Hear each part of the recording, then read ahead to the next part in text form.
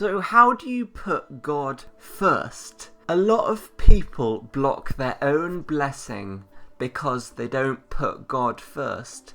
They put something else in front of God. Maybe it's a relationship with another person, or maybe it's their dream, their ambitions for the future. They put something in front of God, and that is what is blocking their blessing. That might be why you are working so hard at something and seeing no success, because God is not helping you. And so how do you put God first in this world where people are telling you you have to be successful, you have to do this, you have to do that, but actually the Bible is just telling you you have to put God first, and then He will give you everything you need. So how do you do this? Well, the first thing that I want to say is to stop trying so hard to put God first. It can feel like a very hard task to put God first in relation to everything else in your life, because you might be worrying about a lot of things. God might be the last thing on your mind. So how do you put Him first? Well, stop trying so hard. If you beat yourself up for not doing as well as you think you should be doing, then that's going to lead down a negative spiral. Make it easy to spend time with Him. I don't know about you, but I struggle reading the Bible on my own when it's just me in a room and it's quiet, and I usually get quite bored when I read the Bible, I'll be honest. But find ways to enjoy it. You might be like me, you might find it very boring just to read a book on your own in a room and it's quiet and there's nothing to distract you. But how do you make it interesting? Well, you can just listen to music while you read the Bible. You can make it easy. You can do exercise while you listen to the Bible. You can play video games while you listen to the Bible. Make it easy. Stop trying so hard to pray a lot or to read the Bible. Do it in a way that you enjoy doing it. God has created you with certain things that you enjoy. At the start, you might find it hard to just be with Him. It says in the Bible a lot, God wants you to be with Him. You know, you should sacrifice everything for God. You should go after Him with your whole heart.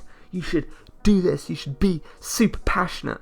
And loads of people are saying that, you know, you should just be passionate. Well, it's very nice to know that you should be passionate, but that's not very helpful, is it? How do you actually put God first? How do you actually make Him the number one in your life? And, you know, people are saying, you know, put your identity in Jesus, you know, make Him your number one. But how do you do that? Well, identity in Jesus comes from every day being with Him and every single day reading the Bible. And if you want to do that every single day, then you have to make it easy. How many times have you started something that you wanted to do? You started it and then you quit after 1 week or 2 weeks and you never kept on doing it. You just quit. So make it easy to read the Bible. If you start easy, then you'll continue doing it, and then before you know it, you'll have spent 3 months where every day you've read the Bible, and then your identity is so firmly rooted in Jesus because it's been easy and you've been able to do it every day, and that becomes your new identity. And so then you are putting God first.